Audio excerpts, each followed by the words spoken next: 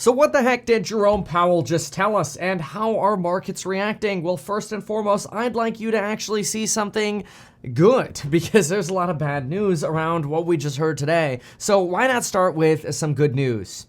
There's a coupon code. Oh, no, okay, sorry, that's the wrong script. It's actually this right here. This is the 5-year break-even chart, and this 5-year break-even chart shows you that break-evens are actually falling after Jerome Powell's testimony today. Yesterday, they started this teeny little insignificant inflection point down, but after this statement from Jerome Powell about even just the remote possibility that they would consider re-accelerating the pace of rate increases, has shoved inflation expectations right back into the hole. This is like playing whack-a-mole with inflation. I guarantee you this chart right here is something Jerome Powell thinks about when he's sitting on the toilet thinking about what the hell am I going to say in Congress tomorrow.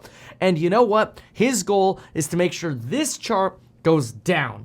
I personally do not think the Federal Reserve will be in a position to pivot until this chart goes from 2.6 to about 1.6. Now, we were almost there. In January, things were going great. Look at that. We were making our way over there. We're sitting at about 2.1. We were trending down gloriously. Everything was looking freaking fantastic on this side of the chart. Everything was going great. Until, of course, we got that hot January data that just ruined everything. Combining that hot January data with this idea that the Federal Reserve is only moving at 25 basis point hikes led markets to think, we could lose control of inflation. And if there's one big takeaway out of everything that we heard today, it's that Jerome Powell does not want inflation expectations to go unanchored, because that will cause more problems. Even Elizabeth Warren, who went on a rampage against Jerome Powell, for how dare he suggest that potentially 2 to 3.5 million Americans might lose their jobs thanks to the Federal Reserve hiking rates. Jerome Powell countered, in my opinion, with the accurate response of, well, what do you want? You want us to just walk away and let the whole ship sink? Like, it's the way it works. You know, the utilitarian approach of some pain is going to have to be felt by everyone to solve the inflation and the insane money printing that we've done. Fortunately, because of Jerome Powell's responses as such, and his suggestion that maybe we'll actually have to go back to a 50 basis point hike, has sent inflation break-evens back on the course towards down. Now, unfortunately, that will be aligned with fears that Jerome Powell and the Fed will actually hike rates by 50 basis points next Federal Reserve meeting on March 22nd, and it now increases the potential uncertainty around March 22nd. Markets are presently pricing in a 48% chance of a 50 basis point hike. That's almost double the chance of a 50 basis point hike that futures markets were predicting yesterday. And even though Jerome Powell talks about being very mindful with lags and not potentially needing a significant increase in unemployment, we still have a lot of data ahead of us. Most notably, a jobs report on the 10th, which is this Friday. We'll be covering it live, 5:30 a.m. Pacific time. Then we have the CPI report on Tuesday, the 14th, at 5:30 a.m. I will be covering it live, Pacific Standard Time. Now, what's very important as well was Jerome Powell's statement. And I personally think it's Jerome Powell's statement that not only led the stock market lower, bond yield inversion to worsen to nearly a 1 percentage point gap between the 2-year knocking on the door of 5% and the 10-year knocking on the door of 4%. That's a 1% inversion, the steepest inversion that we've seen since the Paul Volcker era. But in my opinion, what actually sent markets down was this right here. This was Jerome Powell's opening statement. And first, he talks about the current economic situation, specifically talking about the reversal of softening trends that we had been seeing in data just a month ago. Now, he does say, look, some of this reversal is likely due to unseasonably warm weather in January. We've talked about that a lot as well on the channel. And we've also talked a lot about how there could be a lot of seasonal adjustments that are leading to a lot of noise in the January data. And maybe we could actually end up seeing some of these seasonal adjustments get removed over the course of the next releases that we get for data. So in other words, when we look at these next data sets, we want to see, hey, is January getting revised down or is it staying hot? If you look at some of the leading indicators for the Federal Reserve, not so great. It actually kind of implies that when we look at like the inflation Fed now forecast from the Cleveland Fed, which has been historically pretty dang accurate on what the projection is for inflation, well, let's just say the March data is kind of suggesting, crap, it's probably still going to run above expectations, unfortunately. In fact, you can go see that yourself just by Googling the Cleveland Fed inflation nowcasting report. And when we look at the CPI forecast, this updates every single day from the Federal Reserve. When we look at the forecast for inflation, we can see that February's headline inflation is expected to be 6.21%. Right now, the Wall Street estimate is 6%. That means the Fed's nowcasting report, which has been pretty accurate, is saying, I don't know, you might be hopeful for a seasonal adjustment, change getting revised away in January. But for us, even in February, the data is still hot. In fact, we're expecting core on Wall Street, we're expecting core to come in at 5.4%, but the nowcast is actually showing a 5.54% read. This means that the Fed's nowcast is already suggesting, forget about January, man, February is still going to look a little hotter than expectations. Guess what that means? Higher for longer, baby. Higher for longer. And that's kind of what the Federal Reserve predicts here. They don't talk about seasonal adjustments. They just talk about how January was a little bit warmer. Then they talk about how supply chain bottlenecks have eased. But the problem is services and core inflation is showing little signs of disinflation. Now, look, part of this is because we still haven't hired everybody back yet.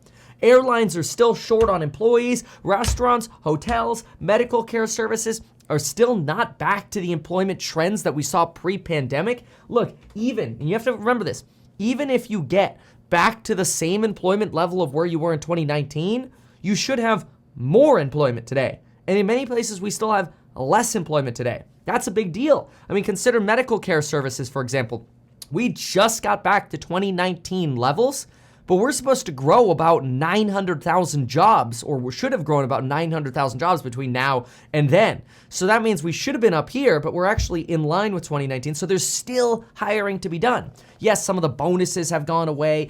So it's become a little bit easier to find employees, but we're still lacking ultimately as many employees as we need in some of these services. This is leading to that continued disinflation, which is, or lack of disinflation in services, which is a problem. And then here is the hammer. You ready for this? Look at this. As I mentioned, the economic data, the latest economic data came in stronger than expected, which suggests the ultimate level of interest rates is likely to be higher than previously anticipated. Previously forecasted was 5.1% via the FOMC SEP report. That is now currently expected to be higher than previously anticipated. And listen to this. He's given us the big warning here. He's saying, if the next jobs and CPI report indicate that we need to tighten more, we would be prepared to increase the pace of rate hikes. In other words, going back to 50 BP. So the Fed is willing to go back to 50 BP should we get hot reports these next two numbers. Now that's really bad in my opinion, because that calls into the consideration the Fed's credibility. Now they could try to talk this away as like, oh, well, we got hot data, so we responded to it. But the problem is, when you have a Fed that goes, okay, we're going up at 75, okay, now we're going up at 50, okay, now we're only going up at 25, now we're gonna go up at 25 again, oh no, data hot again, oh no, let's go back to 50. This sort of start-stoppy mentality is exactly what got us into the poopy-doopy in the 70s, which led to getting Paul Volcker in the 80s, where the Fed had a stop-start approach where they lost their credibility because it showed that when it seemed like things were getting soft, the Fed was being too bullish. When it seemed like things were getting, hotter, maybe they were being a little too aggressive. Who knows? But the start-stoppy attitude ruins the Fed's credibility. So going 50, I think, would be a big mistake for the Federal Reserve. But yes, look, and I've said it, even though I really think going 50 is a big mistake, I've said it before, I'll say it again. If these next reports come in like very bad, oh yeah, we're screwed. In fact, right now, markets are pricing in a 5.6% terminal Fed funds rate. That's literally up from 5.4% yesterday. And like a month and a half ago, we were sitting at 4.9%. We sat at 4.9% for like 6 months. And then just like this, over the last 6 weeks, we've been skyrocketing up to 5.6% on a federal, on a terminal rate. Now, this is leading some Wall Street analysts to already start pricing in a 50 BP hike. We know it's at about a 48% chance. Some are saying we might even see another 50 basis point hike in May. I don't know. I think it's more likely to see 25, 25, 25, 25 over time, especially since they do recognize these lags. So I think we would need to get some kind of blowout report next to actually verify a 50 or solidify a 50, I should say. I don't see it happening, but hey, look, could happen. So we'll keep paying attention to it. Now, obviously, there was a lot of fighting about employment, and this is a big deal because remember, the Federal Reserve has a dual mandate. One is stable prices, the other is maximum employment. And there's this thesis that in order to bring inflation down, you have to create a recession and then jobs are lost. That's basically what the inverted yield curve says as well, right? The inverted yield curve, the reason it's inverted is because we say, okay, well, for the next 2 years, we want to get compensated at a higher rate than what we want to be compensated for the next 10 years because we think we're going to go through a recession now. We want to get compensated through, and we're not so worried about the long term. That's why the inverted yield curve is inverted, and it's generally a sign of a recession. It could be a sign of just rapid disinflation that we're expecting. That is, inflation is still high today, and we're expecting that to go away. But it's probably going to lead to a recession. And as is generally accurate, the yield curve, well, let's just put it this way, it hasn't been wrong in the past. And so that's leading a lot of questions to the idea of like, hey man, well, if your goal is to slow and cool the economy, isn't that going to cost jobs? And is it not possible that we have to get to 7% unemployment to get inflation down? And to this, Jerome Powell said historically, yes, that's been true. Which, what I thought was really interesting about this part of his discussion is he balances this idea of, okay, yeah, I mean, historically it's true. We have to get to 7% unemployment to get inflation down. And then the individual who's asking Jerome Powell questions continues and says, okay, well, in order for us to get to 2%, history suggests we need to get the unemployment rate all the way up to 10%, right? And to this, Jerome Powell almost gets angry and he says, no, that's nowhere near in play. So why did he not protest 7% unemployment, but he did protest 10% employment so much? I actually thought it was a really good tactical strategy to try to flush out what Jerome Powell is nervous about. Jerome Powell doesn't actually seem that nervous about the potential of 7% unemployment, especially since he reiterated what Elizabeth Warren said when Elizabeth Warren said, look, in the last 12 times, the unemployment rate has gone up 1%. The 11 times, or 11 out of those 12 times, the unemployment rate didn't just go up 1%, it went up another percent thereafter. Well, if we're at 3.5 now, we go up 1%, we're at 4.5. We go up another percent, now we're at 5.5. We're starting to knock on the door, start trending towards 6 and 7% unemployment. So maybe it's not horribly unrealistic to think that in a few years, maybe by the end of 2024, we could actually be knocking on the door of 5 to 7% unemployment. Kind of scary because, there are a lot of people complaining about not having a job right now. And guess where we sit right now? Right now, we sit at 3.5% unemployment. So I don't know how they're counting employees or what. But I'll tell you, there are a lot of people complaining about not being able to get jobs right now. I'll actually show you one. Now, this one's a little embarrassing, okay? I'm going to do this because, look, I will fall on the sword to just provide insight, even if I look like a loser. And sometimes, you know what? I make myself look like a loser. Not necessarily intentionally, but if we can learn from it, I am okay with that as well. But this is a really important one to look at. And what's crazy is, this is almost becoming a trend. Let me first say, remember the days where there was a trend of people showing off how much money or like how much free crap they were getting at their job, like Google or whatever?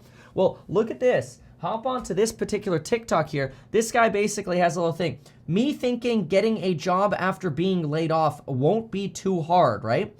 And then this is only 10 seconds long, but you hit play. And then what happens is denial letter, Grammarly, and then Podium. I'm just kind of pausing here. Influx Data, Lumos, Apollo, Sprout Social, And then it's kind of loops through some of these things. It looks like he kind of looped it a couple times. But anyway, he puts up a bunch of denial letters. And so what's interesting is in the comments, there actually were a ton of people. I think you might have to be logged in to see the comments. But there were a ton of people who were talking about, oh my gosh, there's so much unemployment right now. Like, this is so relatable. I can't find a job. And actually, when I look at the comments here, I'm just going to say it, okay? I was a little bit of an asshole. I'm like, this is fantastic news for inflation. Okay, yeah, that's pretty dickish. But I did say sorry for you. I then felt really bad when he responded and says, OMG, I follow you. I'm sorry.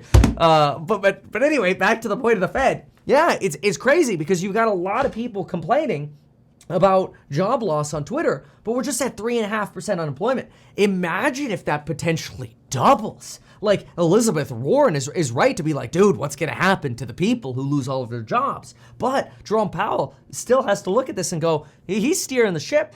He's got to make sure that everybody en masse is not at risk of massive pain. And yeah, if that means some people are going to end up getting hurt, unfortunately, that's the Keynesian-based economic system that we're in. In bad times, people lose their jobs. I mean, Elon Musk basically is publicly conducting exit interviews on Twitter when he's talking about firing people for not working hard and lying about their disabilities. Okay, topic for a different video. Just saying, things are starting to get really heated around unemployment. Unfortunately, though, for like us investors, especially those of us who are so wonderfully part of the Stocks and Psychology of Money group, the Real Estate Investing course, or the other programs on building your wealth, like the Elite Hustlers group.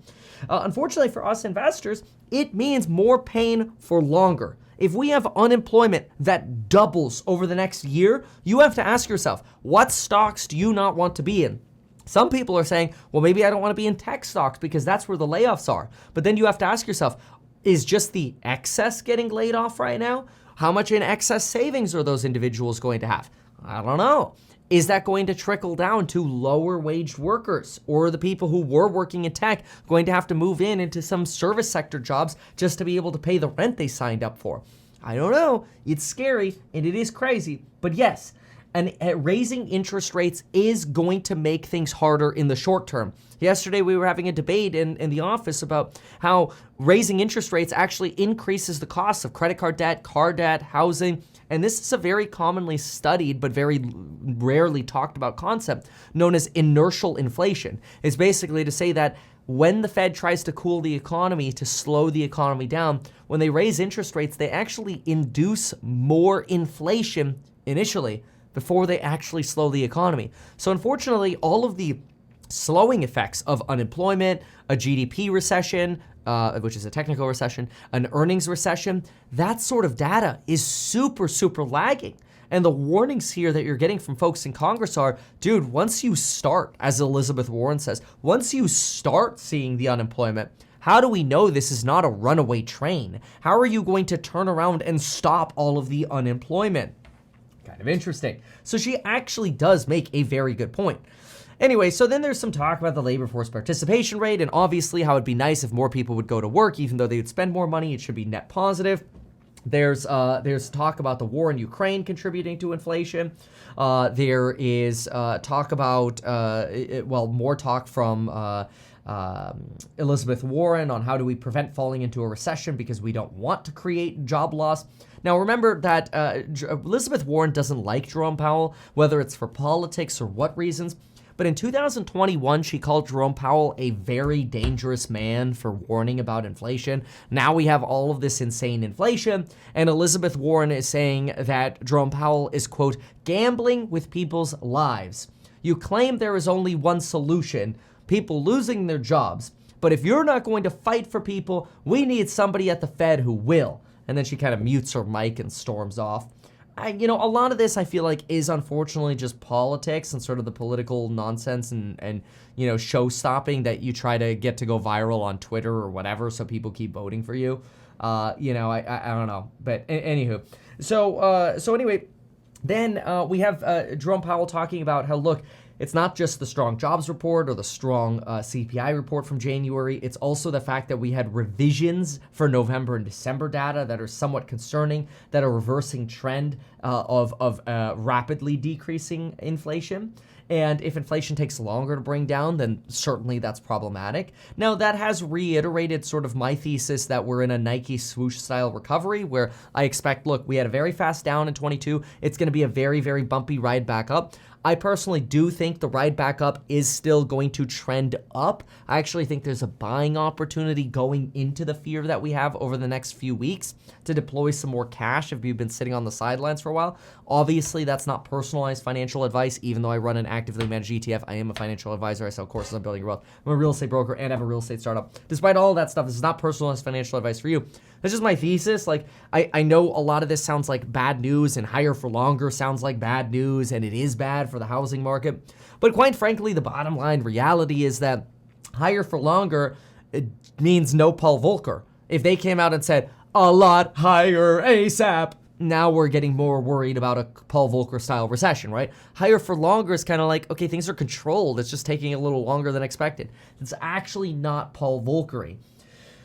Then we've got some talk about commercial real estate potentially expecting to get hit a lot more on a valuation front. Jerome Powell was sort of questioning, like, how do we have so much office vacancy and basically valuations that are still propped up the way they are? Huge opportunities, I think, coming up in real estate over the next few years. Again, one of the reasons I have a real estate startup. But anyway, stable coins and crypto, he says there's a lot of fraud. There are bank run risks, and eventually there will be a place in the world for stable coins if and only if we can have a similar regulatory regime as we do for the current banking system, especially since there's so much susceptibility towards fraud and money laundering.